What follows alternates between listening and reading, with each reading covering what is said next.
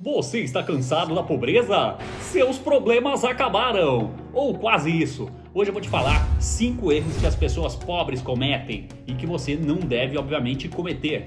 Mas eu não quero que você se engane. A gente fala muito de mentalidade pobre, de mentalidade de prosperidade, de riqueza, e é sobre isso que eu vou explicar. E você pode muito bem ter dinheiro e ter uma mentalidade pobre, e você pode não ter dinheiro nesse momento, mas ter uma mentalidade de prosperidade, de riqueza, enfim, vamos explicar com detalhes nesse vídeo os 5 principais erros que as pessoas pobres cometem e que você não deve cometer. Mas antes, André, vinheta na tela!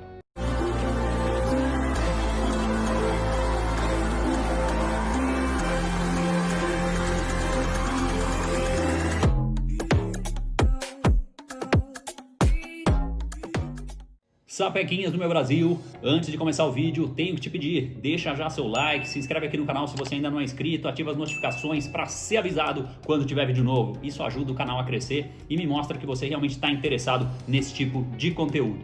E agora, sem mais delongas, vamos para o primeiro erro que as pessoas pobres cometem e você tem que ficar atento, que é o descontrole dos gastos. Quantas vezes você parou para pensar: pô, não é possível que eu gastei tudo isso esse mês, pô, pra onde foi esse dinheiro? Pô, meu cartão de crédito deu tudo isso, não tenho ideia de onde eu gastei isso e tal. Isso vem do quê? De um descontrole das suas finanças. Você não está sabendo gerir bem os seus investimentos, o seu salário, você não está olhando para cada coisa que você gasta para você entender o seu orçamento de fato. Isso é muito perigoso, porque isso independe do quanto você ganha. Tem gente que ganha 2, 3, 5 mil reais e vive ali na bita ou vive se endividando. E da mesma forma, provavelmente, se essa pessoa for ganhar 10, 20 mil reais ou mais, ela vai continuar no mesmo caminho, porque isso é um problema estrutural, é um controle dos seus gastos, das suas despesas, do quanto você ganha e quanto você gasta.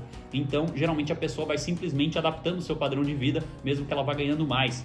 Então ela passa a vida inteira, independente de melhorar a condição de salário, etc., sempre na pindaíba ou na bita ali, tendo problema para fazer as coisas que ela gostaria, às vezes em determinados momentos. Então isso é muito perigoso. Então o primeiro ponto é: controle seus gastos. Comece anotando tudo o que você está gastando para depois no final do mês fazer uma análise, ver aonde realmente você está gastando por besteira e poderia economizar e aonde não tem jeito mesmo e você precisa daquilo para manter seu mínimo de conforto ali. Então esse é o primeiro ponto. Segundo grande erro que as pessoas pobres cometem, pobres de mentalidade, como eu falei, você pode ter muito dinheiro, mas ter uma mentalidade pobre e isso, você, independente de quanto você ganhe, vai te levar para o buraco cedo ou tarde, não vai funcionar. E este segundo erro, questão de não ter uma renda passiva. O que eu quero dizer com isso? Você precisa ter alguma coisa que faça um rendimento passivo para você, ou seja, que não depende do seu trabalho, mas está sempre caindo ali um dinheiro na sua conta. Ah, mas como assim e tal? Por exemplo, os fundos imobiliários. Fundo imobiliário é um tipo de investimento que eu acho muito interessante, porque você pode começar com pouquíssimo dinheiro, tem fundo imobiliário ali negociado a menos de 10 reais se você quiser, ou por volta disso, e até os mais normais que são próximos de 100 reais ali, você escolhe o número de cotas que você vai comprar e todo mês, via de regra, você recebe alguma graninha ali direto na sua conta da corretora. Então é uma renda passiva que você vai ter. E se você tiver a sabedoria de todo mês investir um pouco mais, de reinvestir esses proventos que você recebe todo mês em mais cotas, você vai gerando aquela famosa bola de neve positiva dos investimentos.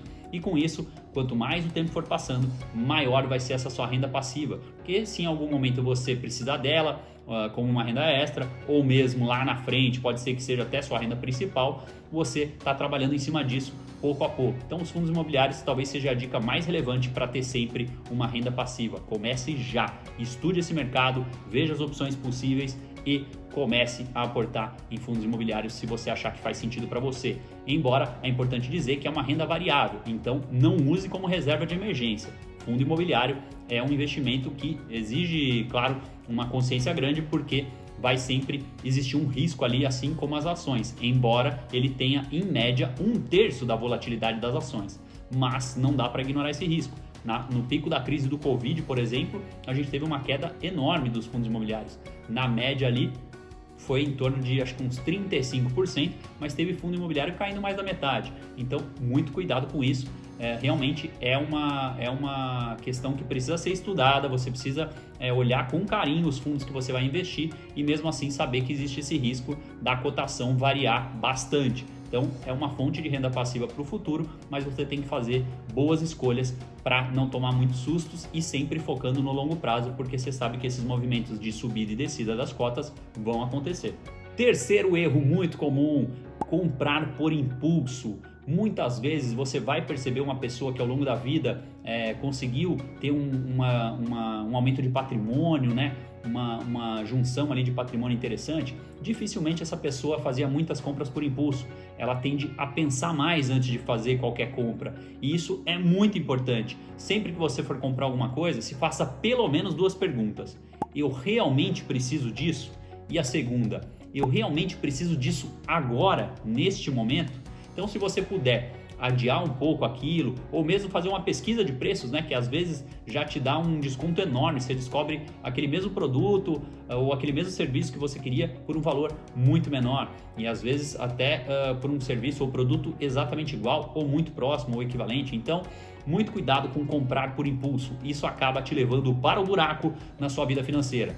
Quarto erro que me preocupa demais das pessoas pobres de mentalidade: não ter uma reserva de emergência. Já falei bastante dela por aqui, falo bastante dela também no Instagram e você já deve saber, mas vale a pena repetir. Que diabos é reserva de emergência? Basicamente, aquele custo fixo seu de vida mensal ali, multiplicado por 6 ou 12 vezes. Por que isso? Você precisa ter pelo menos meio ano ou 1 ano de reserva de emergência. Para qualquer eventualidade que aconteça, qualquer imprevisto que aconteça, você tenha uma renda garantida ali, né? Um dinheiro garantido para se virar em um período, às vezes, que você está desempregado ou sua renda caiu muito, se você for um autônomo como eu, enfim. Essa reserva de emergência é para imprevistos. Só que o problema é que imprevistos, na verdade, são previstos, né? Em algum momento a gente sabe que eles vão acontecer, a gente só não sabe quando, mas eles em algum momento tendem a acontecer. Então você não pode ficar sem a sua reserva de emergência. Antes de começar a investir, seja no que for, separe uma graninha para sua reserva de emergência, pelo menos 6 a 12 vezes o seu custo fixo de vida mensal.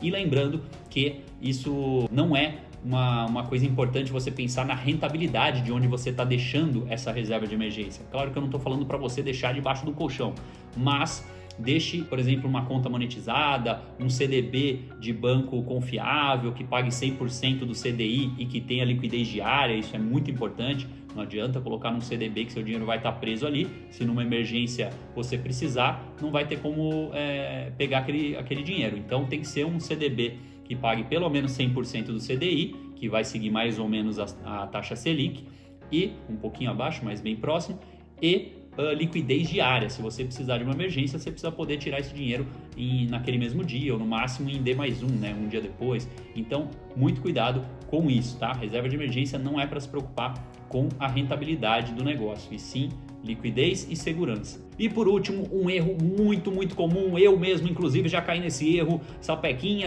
isso me dói a alma, e eu não quero que você cometa o mesmo erro, que é financiar imóveis, ou mesmo carros, mas principalmente imóveis, para muitos anos. Isso vai fazer os famosos juros compostos jogarem contra você. Ah, mas então você está falando que nunca é para comprar casa, é só para viver de aluguel? Não, sapequinha, presta atenção. Presta atenção, o que eu estou dizendo é que você deve, o máximo que você puder, juntar dinheiro para financiar o mínimo possível. Se ter um imóvel, se ter uma casa própria fizer muito sentido para você, se for um sonho de infância, se for uma coisa que você quer priorizar realmente na sua vida, se tem a ver às vezes com a relação familiar, né? Às vezes é importante para os filhos, para sua esposa. Então, claro que eu não estou falando que é errado você buscar ter um imóvel. O que eu estou dizendo é: evite fazer aquela coisa de dou 20% de entrada e financio os outros 80% em 30, 35 anos. Não, sapequinha, isso é uma baita furada. Você vai jogar os juros compostos contra você. Aquela história que você vê do valor da parcela baixando ao longo do tempo é uma falácia. Na prática, aquilo não cai. Se você não fizer adiantamento daquele valor, esse valor da parcela tende a nem cair. Na verdade, ele fica igual ou até vai subindo um pouco. É muito complicado. Então, não caia, pelo amor de Deus, nesses financiamentos de longuíssimo prazo aí, e principalmente valores mais altos que você vai ter dificuldade de adiantar o pagamento dessas parcelas. Então esse eu diria que é o erro mais perigoso, porque te deixa às vezes com um orçamento muito engessado, né? Às vezes ocupa uma parcela muito grande do quanto você ganha e vai boicotar muito qualquer possibilidade de você construir mesmo um patrimônio maior, uma rentabilidade mais interessante para o longuíssimo prazo.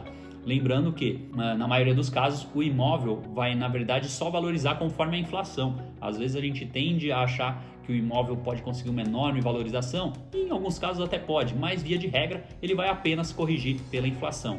O que é claro, nos investimentos, principalmente na Bolsa de Valores no longo prazo, a gente tende a conseguir uma bela de uma vantagem em relação a isso. Ficar com um ganho muito acima da inflação. Pelo menos é isso que a gente busca quando investe no mercado de ações, certo? Bom, pessoal, por esse vídeo era isso. Eu espero que você tenha gostado. Se gostou, deixa o seu like pra mim. Se não gostou, reclama lá no Procon e não me enche os pacovar.